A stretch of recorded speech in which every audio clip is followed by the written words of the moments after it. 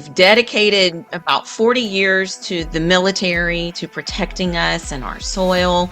You've been a whistleblower. You've stood up against the government and the United States Army. You've done Operation Lone Star, protecting our border. You've been involved in stopping human trafficking. But you also have been involved in various disaster relief missions. Where does it stop? You just go on and on.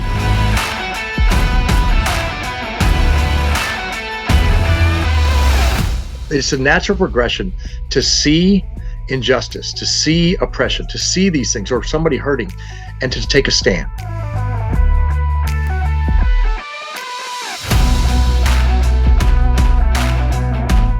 I grew up with kind of a multicultural background, speaking a foreign language, but it set me up for a different place, right? As Green Berets, we speak foreign languages and go down range and work with many cultures.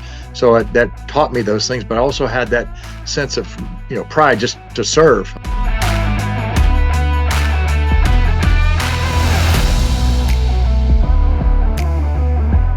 But my best time, honestly, was coming back to Texas. And then also just knowing that I was working on our border, 50-something countries in the world with my military service, but a lot of other borders, but this one mattered the most. But also just protecting this border. When you protect something, it becomes yours.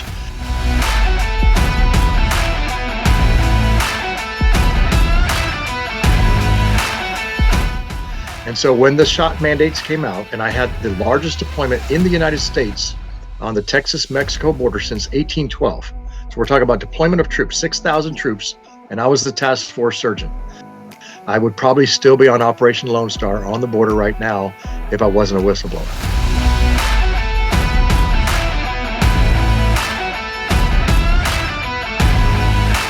I know that border like the back of my hand, and I know every sheriff on that border, and I know who all the good guys are and who all the bad guys are. So we're very effective at working in that space. The other thing is counter human trafficking. Let me tell you about that.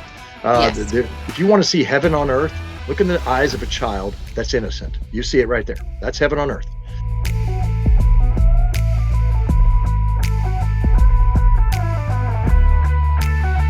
Career politicians are not the thing anymore. Why don't we just, why don't we get back to just the common sense of running governance, not government.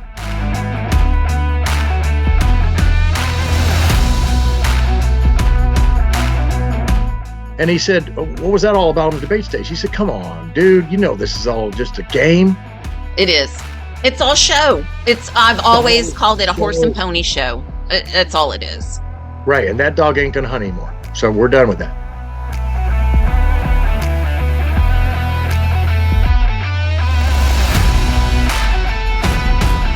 We have a problem because now we've got, as the economy shifts, right, and property values go up, and taxes go up on the properties, then how do we tackle that?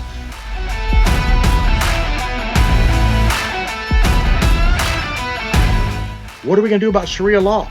They want to put that in this epic city up there. You cannot have a law under the Constitution, both state or federal. You can't do that. So you don't waste any more money building your place out, because it's not going to happen, right?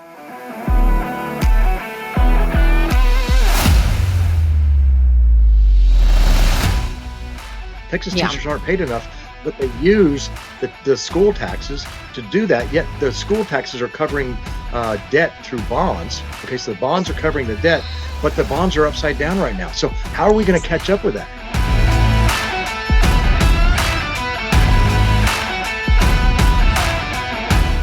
I went up to the sheriff's convention this last year, not knowing I was running for governor, but because I wanted my sheriff to hand count ballots. And so I went through the training and I learned how to do hand count ballots. And then I went to speak to 254 sheriffs or their representatives. Hey, guess what, everybody? Paper ballots, hand count.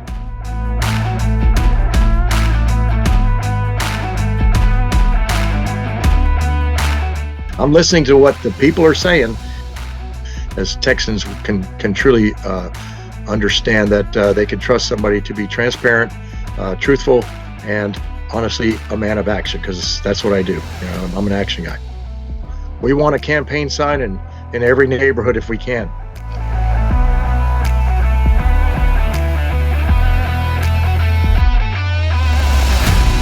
I looked at it the first time and went, you got to be kidding me. Where's all this money? Why do we have that much out that is upside down? We're looking at a potential for later on down the line. Can we take 4 more years of this? I think people will come along. I think we're going to crescendo all the way to the end, and then it'll be a surprise for some people that said there's no way you're going to make this.